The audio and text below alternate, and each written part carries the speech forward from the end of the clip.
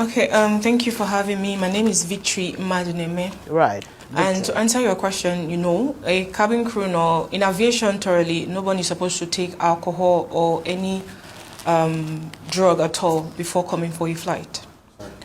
So going forward to the question you asked, on the 13th of July, after we had landed, which was the day of the incident, after we had landed and we had to wait for NSIB to come on board. Then they came, started their investigation, and 5 hours later, they asked us to come into a room for them to do a test. So we all went into the room, and our blood samples were taken, and our urine were also taken. So, and normally, when those kind of tests is done, immediately after a drug test and an alcohol test, you're supposed to get your result within few hours or few minutes, right? But this was not given to us that day. Then 2 weeks later, 10 days later, which was on the 23rd, if I'm mistaken, sorry, on the 6th, I was called by NCAA to come and pick up a letter. Then I went to NCAA in Lagos, and I opened the letter and I was in utter shock to see what was in my result actually.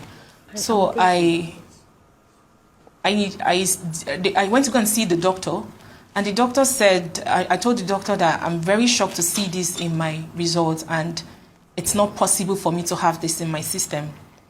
So he asked me I should go back and come back in 7 days replying their letter.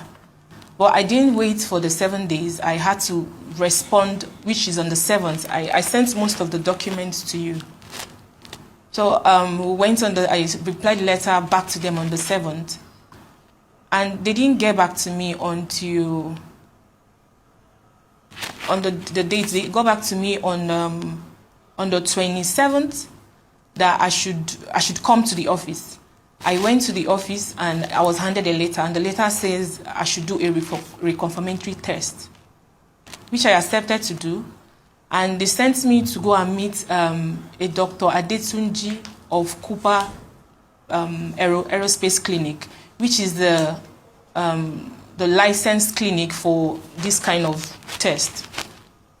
Then when I went to go and meet the doctor, and he came to see me, then he asked me that marijuana usually stays in the system for 90 days. That if I had something like this, that he's advising me that I should go back, then come back later when I feel like everything has cleared from my system. And I was like, no. If I go back and come back later, it actually proves that, yes, I have this kind of thing in my system, that I want to do the test.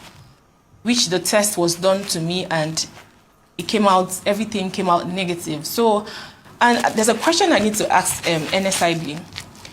If marijuana was found in my system, were they not supposed to tell this to my airline, and they're supposed to stop me from flying?